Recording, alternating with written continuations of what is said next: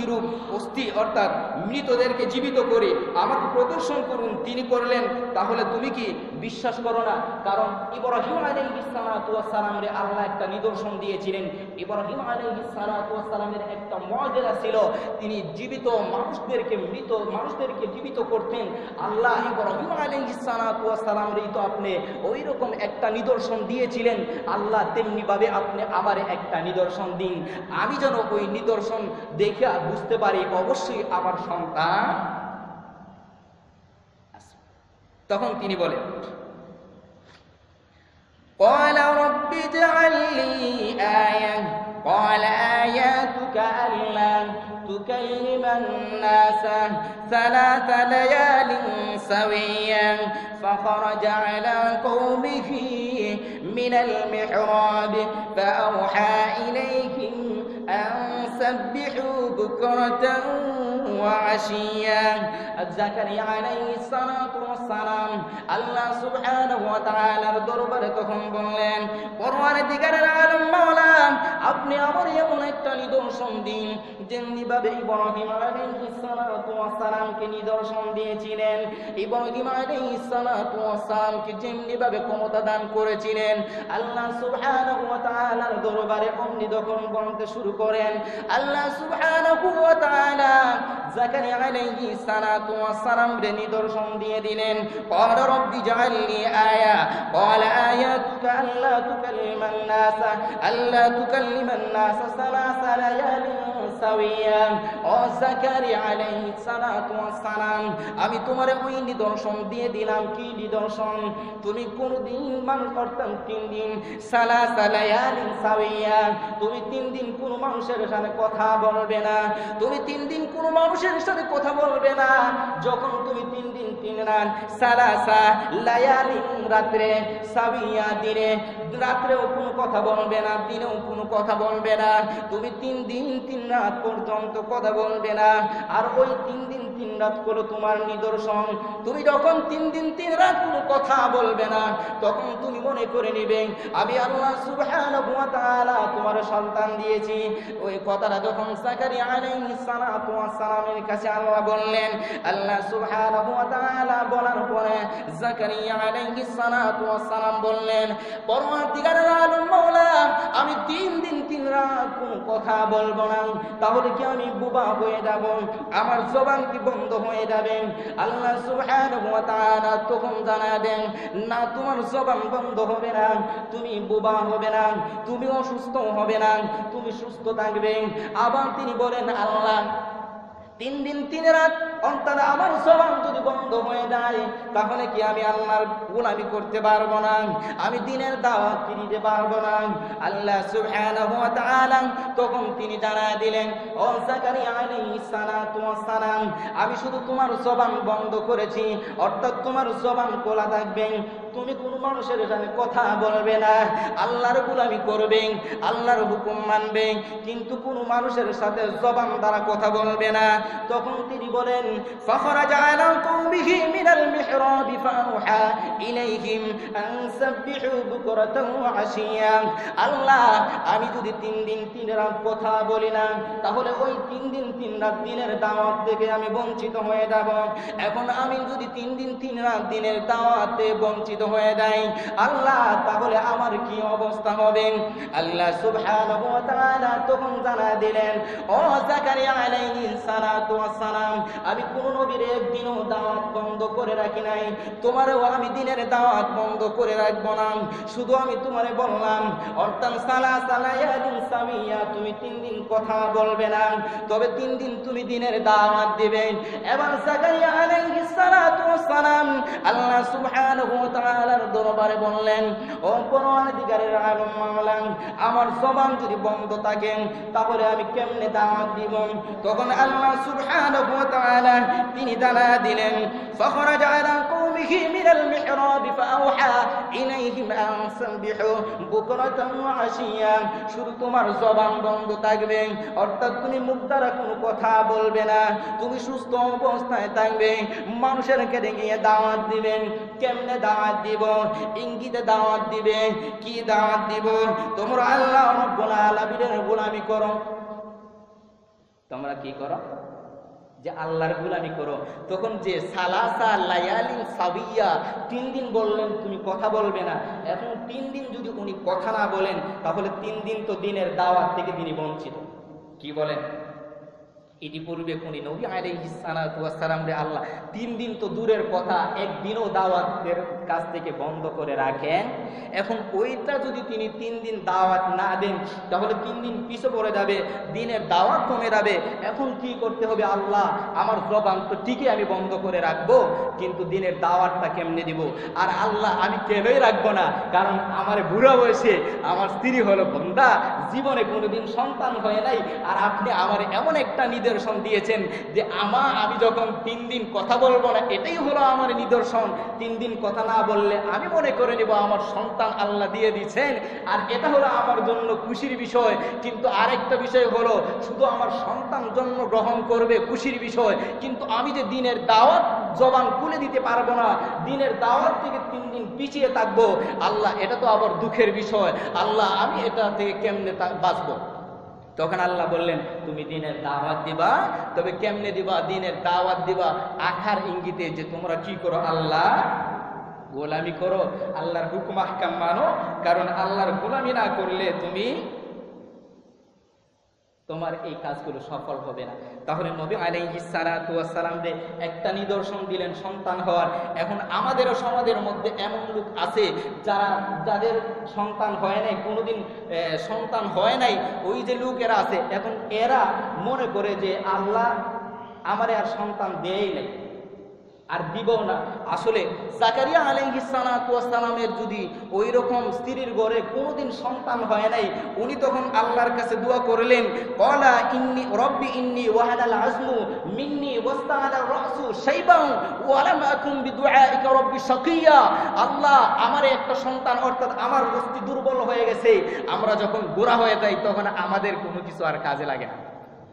আমার অস্থি দুর্বল হয়ে গেছে, আমার মাথার চুলগুলো সাদা হয়ে গেছে, আমার স্ত্রী বন্ধা, আল্লাহ আমার স্ত্রীর গর্ভে তো কোনোদিন সন্তান হয় নাই, আল্লাহ তুমি ইচ্ছা করলে তোমার তরফ থেকে আল্লাহ তুমি সন্তান দিতে পারো।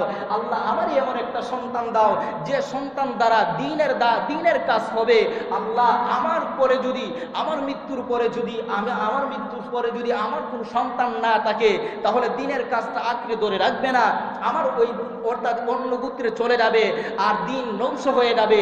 আল্লাহ ওই দিনের জন্য কত কিছু কষ্ট করেছে, আল্লাহ আমার এমন একটা সন্তান দান করুন, আর ওই সন্তান হবে নেক পরায়ণ, দিনের দাওয়াত দিবে।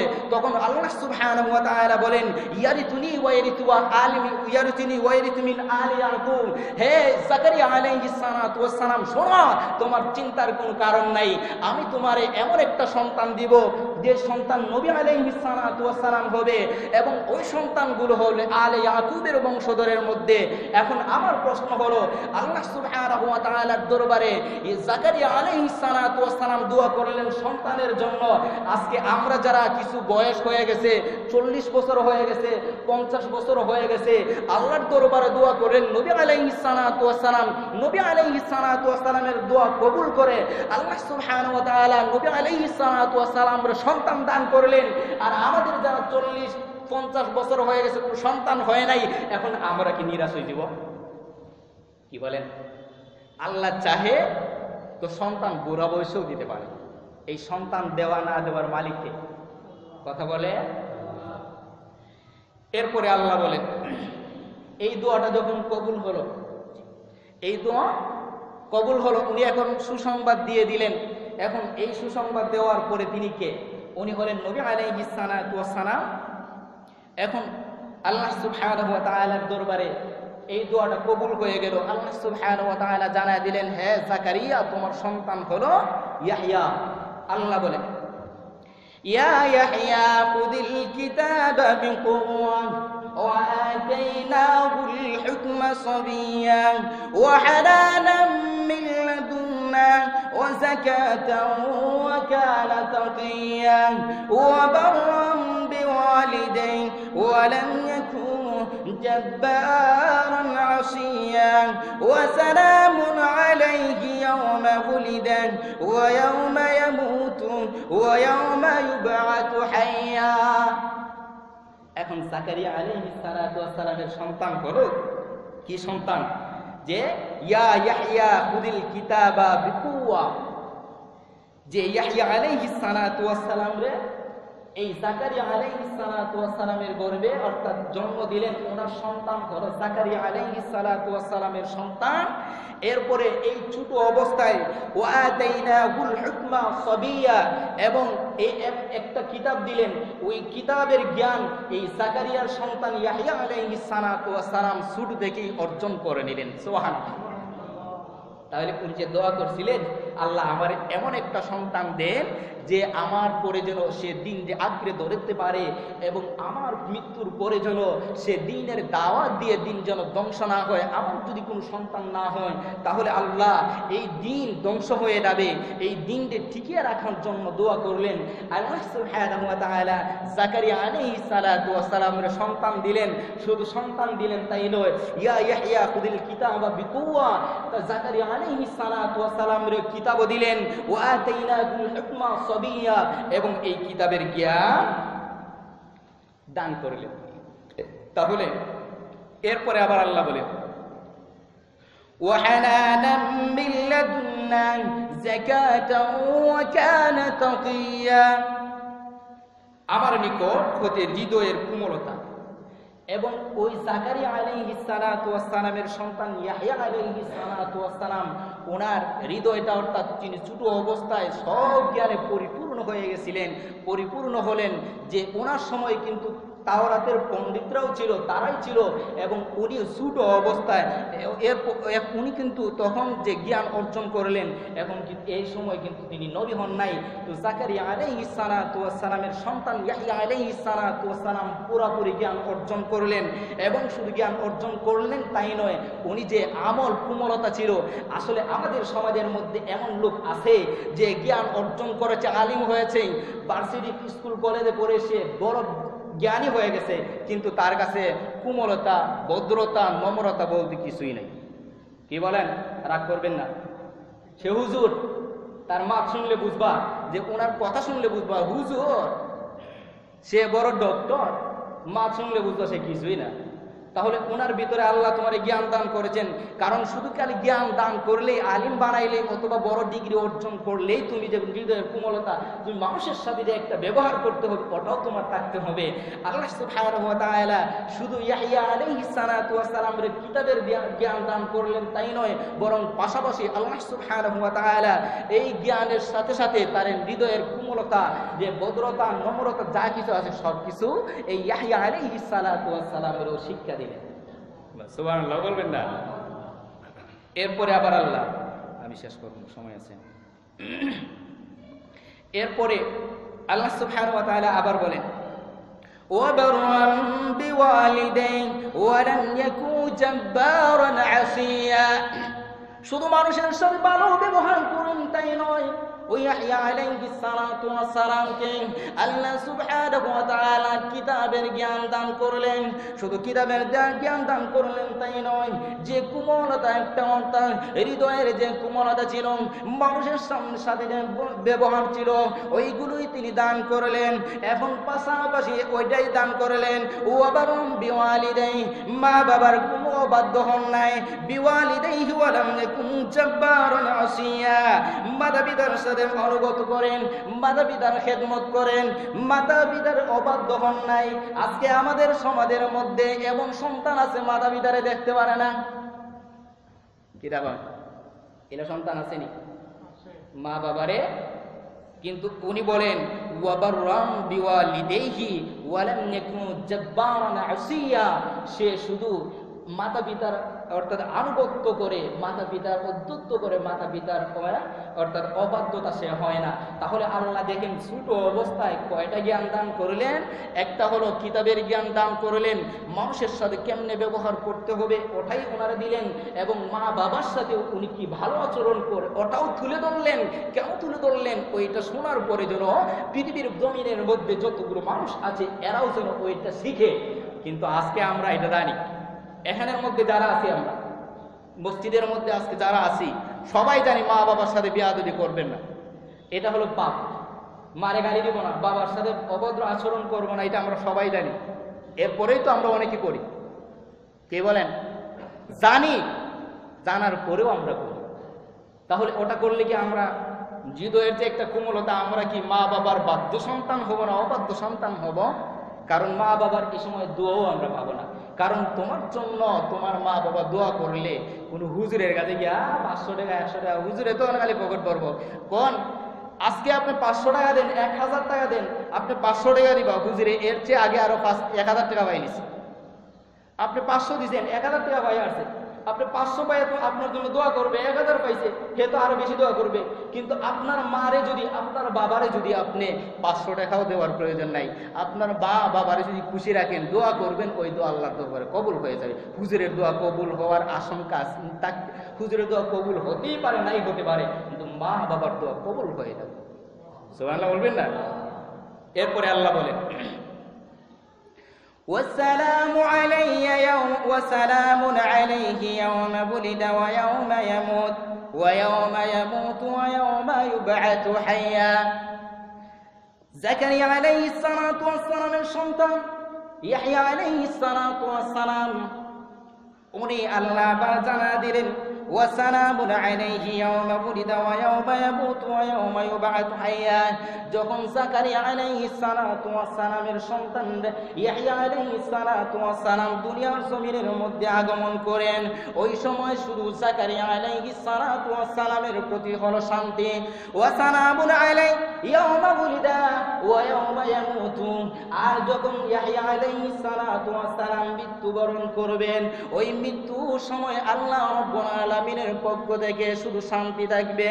ওয়া ইয়াওমা ইউবআতু হাইয়া, আর মরণের পরে যখন আবার আমরা একত্রিত হব, একত্রিত হওয়ার পরে আমাদের একটা অর্থাৎ হাসরের ময়দান যখন কায়েম হবে, ওই সময় যখন ইয়াহইয়া আলাইহিস সালাতু ওয়াস সালামের পুনর্জীবিত করবেন, ওই সময় ইয়াহইয়া আলাইহিস সালাতু ওয়াস সালামের উপর শান্তি থাকবে। তাহলে মানুষের দৈনন্দিন কাম অর্থাৎ জীবনে হলো 3 ধরনের, একটা হলো জন্ম, আরেকটা হলো মৃত্যু, আবার হলো পুনর্জন্ম। যখন মানুষ জন্মগ্রহণ করে, মানুষ জন্মগ্রহণ করার পরে এমন একটা বিশাল পৃথিবী মনে করে, ওই পৃথিবীর মধ্যে তার কারো সাথে কোনো পরিচয় না। আবার যখন সে মৃত্যুবরণ করে, ওই সময় আবার আরেকজন লোকের সাথে তার পরিচয় হয়, ওই লোকের সাথে তার কোনোদিন পরিচয় ছিল না। ওই লোকগুলো হলো ফেরেশতা, ওই ফেরেশতাদের সাথে তার পরিচয় হয়ে যায়। তাহলে দুনিয়ার জমিনের মধ্যে আসার পরে মানুষের সাথে পরিচয় হয়, বিশাল পৃথিবীর মধ্যে মানুষের সাথে পরিচয় হয়, মরণের পরে আবার ফেরেশতাদের সাথে পরিচয় হয়। আবার যখন পুনর্জীবিত হবে, ওয়ায়াউমা ইউবআতু হাইয়ান, আর যখন হাসরের ময়দানের মাঠ কায়েম হয়ে যাবে, ওই সময় সমস্ত মানুষদেরকে একত্রিত করা হবে। মানুষদেরকে যখন একত্রিত করা হবে, ওই সময় আবার একটা নতুন মানুষ ও নতুন জিন দেখব, কারণ ওই মানুষের সাথে আমার কোনোদিন পরিচয় ছিল না।